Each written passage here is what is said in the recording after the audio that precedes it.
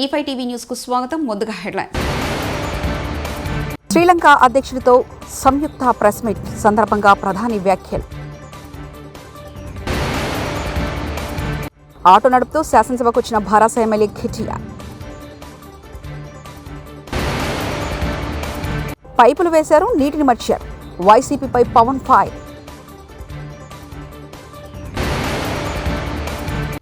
ఆ ఇద్దరు కలిసి దేశ పరువు తీశారు సీఎం రేవంత్. న్యూఢిల్లీలోని హైదరాబాద్ హౌస్లో శ్రీలంక అధ్యక్షుడు అసురా కుమార దీసానాయక్తో కలిసి సంయుక్తంగా మీడియాతో మాట్లాడిన ప్రధాని నరేంద్ర మోదీ. नई गति और ऊर्जा का सृजन हो रहा है. हमने अपनी पार्टनरशिप के लिए एक फ्यूचरिस्टिक विजन अपनाया है. हमने अपनी आर्थिक साझेदारी में इन्वेस्टमेंट लेड ग्रोथ और कनेक्टिविटी पर बल दिया है और निर्णय लिया है कि फिजिकल, डिजिटल और एनर्जी कनेक्टिविटी हमारी भागीदारी के अहम स्तंभ होंगे. ఆదాని రేవంత్ రెడ్డి భాయ్ భాయ్ అంటూ నినాదాలతో మీడియా పాయింట్ కు బీఆర్ఎస్ ఎమ్మెల్యేలు అసెంబ్లీ మీడియా పాయింట్ వద్ద బీఆర్ఎస్ మీడియా సమావేశం.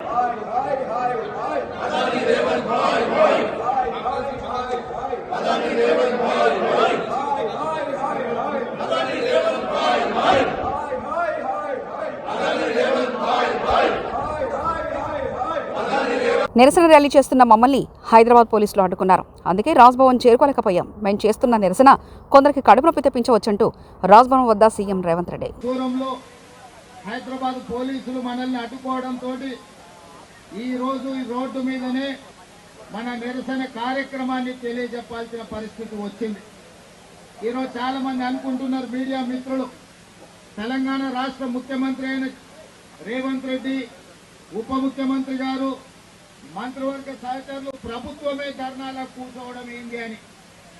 కొంతమందికి ఈరోజు మేము తెలుపుతున్న నిరసన నచ్చకపోవచ్చు, కొంతమందికి కడుపులో కొంచెం నొప్పిలు ఇవ్వచ్చు. కూలుస్తున్నామని మాకు కనీసం ఇన్ఫర్మేషన్ కూడా ఇవ్వలేదు. గత ప్రభుత్వాలు ఎప్పుడు ఇలా చేయలేదు. కాంగ్రెస్ పార్టీ సంవత్సర పాలన చాలా చండలంగా ఉంది, దరిద్రంగా ఉంది, అన్నిటికీ ఇబ్బంది ఉంది. కాంగ్రెస్ వచ్చి ఇలా చేస్తుందని తెలిసి ఉంటే ఓటు కూడా వేయకపోయేవాళ్ళం. అసలు ఈ బెనిఫిట్ షోల వల్ల ఈ రాష్ట్ర ప్రభుత్వానికి సార్ ఏమొస్తుందో పక్కకు పెడితే ఇటీవల కాలంలో బదనాం ఎక్కువైపోయింది సార్. ఏదో సినీ పరిశ్రమను, సినీ రంగాన్ని ఇక్కడ కాపాడాలనేటువంటి ఉద్దేశంతో రాష్ట్ర ప్రభుత్వం కొన్ని అవకాశాలు కల్పిస్తూ ఉంటే, అయితే ఆ మరణం ఏదైతే జరిగిందో ఆ ఘటనలో రాష్ట్ర ప్రభుత్వం పోలీస్ శాఖ క్లియర్గా ఎఫ్ఐఆర్ నమోదు చేసింది. నమోదు చేసిన తర్వాత రాష్ట్ర ప్రభుత్వాన్ని బ్లేమ్ చేసే విధంగా సినీ పరిశ్రమలోని కొంతమంది పనిచేస్తూ ఉన్నారు అధ్యక్ష. రాష్ట్ర ప్రభుత్వాన్ని బ్లేమ్ చేస్తూ ఉన్నారు, ముఖ్యమంత్రి గారిని అలాగే పోలీస్ వ్యవస్థను కించపరిచే విధంగా మాట్లాడుతూ ఉన్నారు అధ్యక్ష. అటువంటి వాటి రిపీట్ కాకుండా ఈ రాష్ట్ర ప్రభుత్వం కఠిన చర్యలు తీసుకోవాలని చెప్పి, అలాగే కొంతమంది అధ్యక్ష సినిమా వాళ్ళు వాళ్ళ పని వాళ్ళు చేసుకుంటే ఇబ్బంది లేదు అధ్యక్ష, విపక్ష నాయకులతో కలిసి అధికార పక్షాన్ని కూడా ఇబ్బంది పెడతా ఉన్నారు. లేదు సార్, రాజకీయం కాదు సార్, రాజకీయం కాదు సార్, ఇక్కడ రాజకీయమే లేదు సార్. ఈ రాష్ట్ర ప్రభుత్వాన్ని బ్లేమ్ చేసే విధంగా కుట్రలో వాళ్ళు భాగస్వాములు అవుతున్నట్టుగా మాకు అనుమానం ఉంది. దాన్ని పూర్తిగా ఎంక్వైరీ చేయమని చెప్పి రాష్ట్ర ప్రభుత్వాన్ని రిక్వెస్ట్ చేస్తాం. బారాస ఎమ్మెల్యేలు, ఎమ్మెల్సీలు ఆటోలో అసెంబ్లీకి వచ్చారు. పార్టీ కార్యనిర్వహణాధ్యక్షుడు కేటీఆర్ కొందరు ఎమ్మెల్యేలు ఎక్కించుకుని స్వయంగా తానే ఆటో నడుపుతూ అసెంబ్లీకి చేరుకున్నారు. పార్టీ నేతలంతా కాకి చొక్కాలు ధరించి వచ్చారు.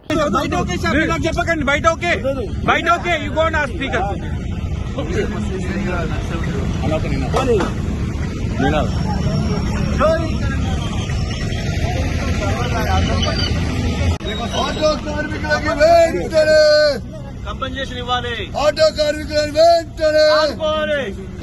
ఆటో కార్మికులను వెంటనే ఆదుకోవాలి. ఆటో కార్మికులను వెంటనే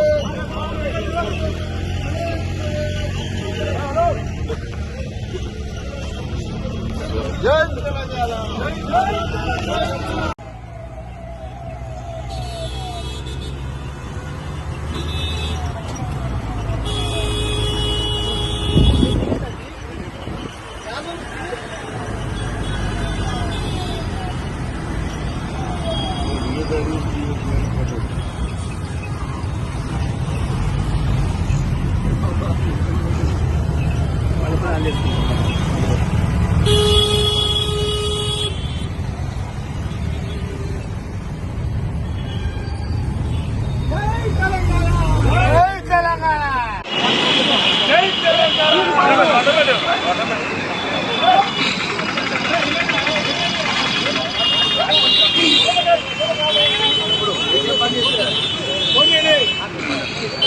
ఆటో డ్రైవర్ల ఐక్యత,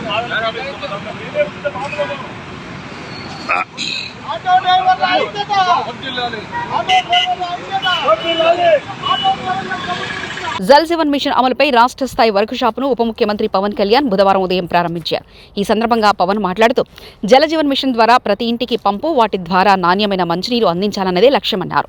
2019 ఆగస్టులో ప్రారంభమైనప్పటికీ నీటిని అందించడానికే పరిమితమైందని, 2024 నాటికి మరింత బలోపేతం చేసి రోజు నీటి సరఫరా చేయాలన్నారు. 55 లీటర్లు ఒక మనిషికి ఇచ్చేలా కార్యాచరణ రూపొందించామని తెలిపారు. కూటమి ప్రభుత్వం వచ్చిన తర్వాత మోదీ కలను మరింత సాకారం చేసేలా అడుగులు వేస్తున్నామని తెలిపారు.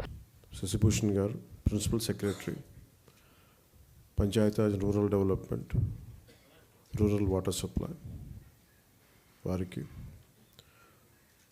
శ్రీ కృష్ణతేజ గారికి, commissioner Panchayati Raj and rural development, Sanjeev Reddy గారికి, engineer in chief rural water supply, Venkateswararao గారికి, engineer in chief water resources, అలాగే హరిప్రసాద్ గారికి, గౌరవ ఎమ్మెల్సీ శాసనమండలి సభ్యులకి నా హృదయపూర్వక నమస్కారాలు. ఈ జల్ జీవన్ మిషన్ ఈ రోజున ఒక 2019 ఆగస్టులో ప్రారంభమైంది. 2024కి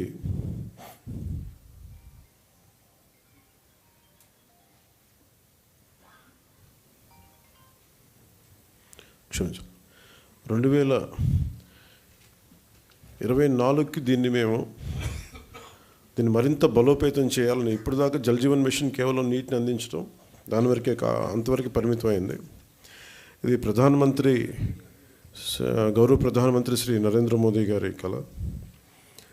ఇది కనీసం రోజుకి ఒక 55 లీటర్లు నీళ్లు సగటున మనిషికి ఇవ్వాలి అని, అది కూడా పరిశుభ్రమైన నీరు ఇవ్వాలి అనేది అల్టిమేట్ గోల్. ఏంటంటే జల్ జీవన్ మిషన్కి సంబంధించి నిరంతరం నీటి సరఫరా ఉండాలి ప్రతి ఒక్కరికి అనేది ఆకాంక్ష, ఆశయం. దాంట్లో కనీసం ముందస్తుగా కనీసం 55 లీటర్లు కనీసం ఇవ్వాలి అనేది ఆకాంక్షతోటి స్టార్ట్ అయింది. ఇప్పుడు ఈ అమృతధార ఈ వర్క్షాప్ని ఎందుకు అమృతధారని పెట్టాము Jal Jeevan mission revamp programme కింద అనుకుంటే, ఒకటి ఉన్న నీటి వనరులని బలోపేతం చేయటం, అలాగే maintenance of existing schemes, already ఉన్న వాటర్ స్కీమ్స్ అన్నిటినీ వాటి మెయింటెనెన్స్ ఎలా ఉన్నాయి ఏంటి అనేది, అలాగే వాటర్ కన్జర్వేషన్ కూడా ఎంత కీలకమో దీన్ని జల్ జీవన్ మిషన్లో లేదు. కానీ ఇది మనం తీసుకున్న తర్వాత, కొత్త ప్రభుత్వం ఎన్డీఏ ప్రభుత్వం వచ్చిన తర్వాత మనం తీసుకునేవి వాటర్ కన్జర్వేషన్ కూడా చాలా కీలకమైంది. అలాగే ట్రైనింగ్ అండ్ కెపాసిటీ, ఒకటికి ఉద్యోగస్తులకే కాకుండా ప్రజలను కూడా దీంట్లో భాగస్వామ్యం చేయాలనేదే ఒకటి.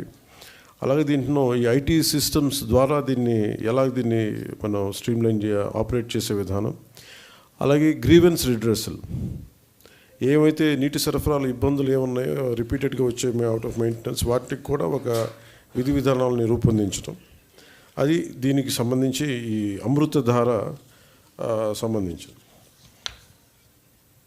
కర్నూలు జీఆర్సీ కన్వెన్షన్ సెంటర్లో వైఎస్ఆర్సీపీ రాష్ట్ర కార్యదర్శి కర్నకల సురేందర్ రెడ్డి కుమార్తె వివాహ రిసెప్షన్కు హాజరై నూతన వధువులను doctor K Chatura, doctor K Nikhil వివాహ శుభాకాంక్షలు తెలిపి ఆశీర్వదించారు వైఎస్ జగన్.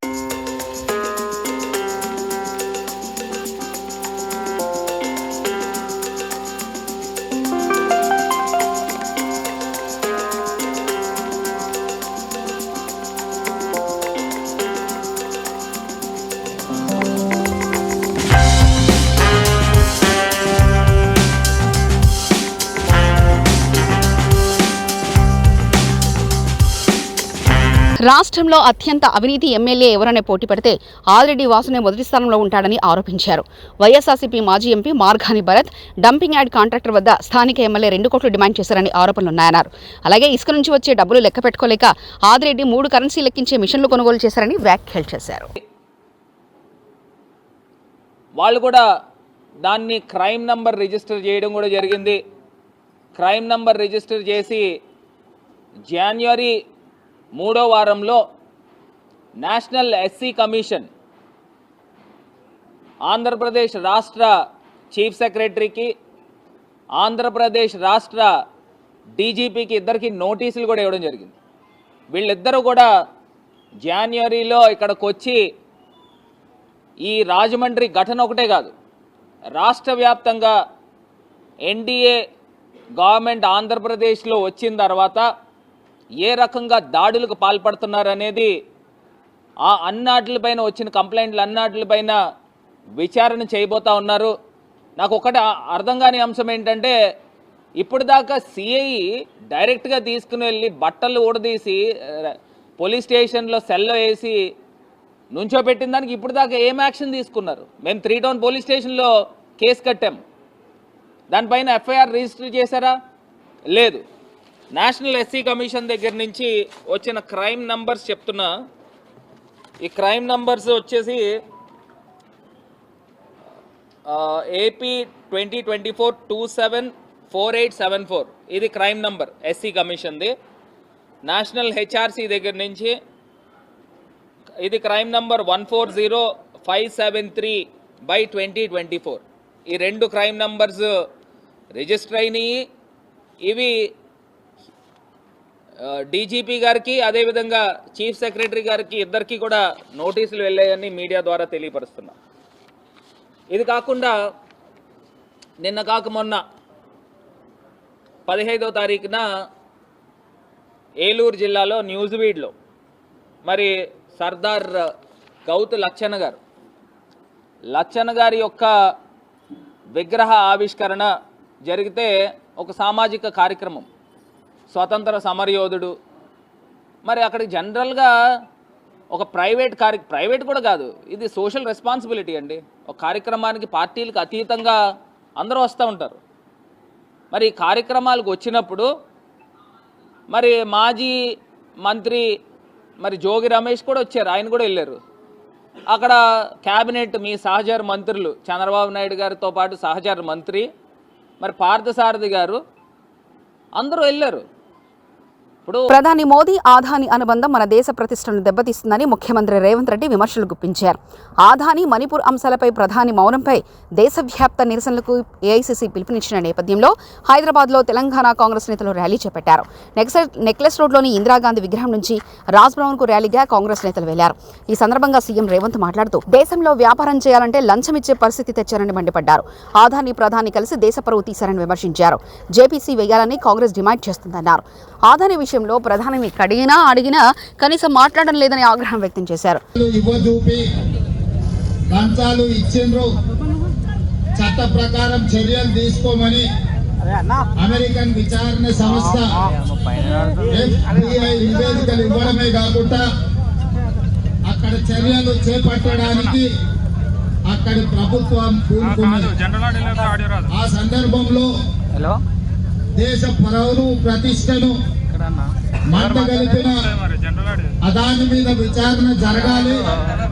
ఈ విచారణ జాయింట్ పార్లమెంటరీ కమిటీ నేతృత్వం వహించాలి అని కాంగ్రెస్ పార్టీ అధ్యక్షుడు మల్లికార్జున్ ఖర్గే గారు, లోక్సభలో ప్రధాన ప్రతిపక్ష నాయకుడు శ్రీ రాహుల్ గాంధీ గారు డిమాండ్ చేయడమే కాకుండా లోక్సభ రాజ్యసభలో ఈ అంశాన్ని ప్రస్తావించి ప్రధానమంత్రిని భారత ప్రభుత్వాన్ని నిలదీసి కడిగిన ప్రధానమంత్రి నిమ్మకు నీరెత్తినట్టు ఉండడమే కాకుండా ఈ అంశం మీద మాట్లాడడానికి కూడా వారు ముందుకు రావడం లేదు. విధి లేని పరిస్థితుల్లో, తప్పని పరిస్థితుల్లో ప్రధాన ప్రతిపక్ష పార్టీ కాంగ్రెస్ పార్టీ లోక్సభ ప్రధాన ప్రతిపక్ష నాయకుడు రాహుల్ గాంధీ గారు ఈరోజు దేశవ్యాప్తంగా రాజ్భవన్లో ముట్టడి కార్యక్రమానికి పిలుపునివ్వడం జరిగింది. దేశవ్యాప్తంగా రాజ్భవన్లో ముట్టడి కార్యక్రమంలో భాగంగా శ్రీలంక అధ్యక్షుడితో సంయుక్త ప్రెస్ మీట్ సందర్భంగా ప్రధాని వ్యాఖ్యలు. ఆటో నడుపుతూ శాసనసభకు వచ్చిన భారాస ఎమ్మెల్యే ఖిటియా. పైపులు వేశారు, నీటిని మర్చారు. వైసీపీపై పవన్ ఫైర్.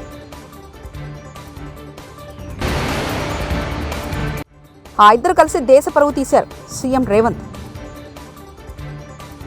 ఇవి బులెటిన్ విశేషాలు. చూస్తూనే ఉండండి E5 టీవీ న్యూస్.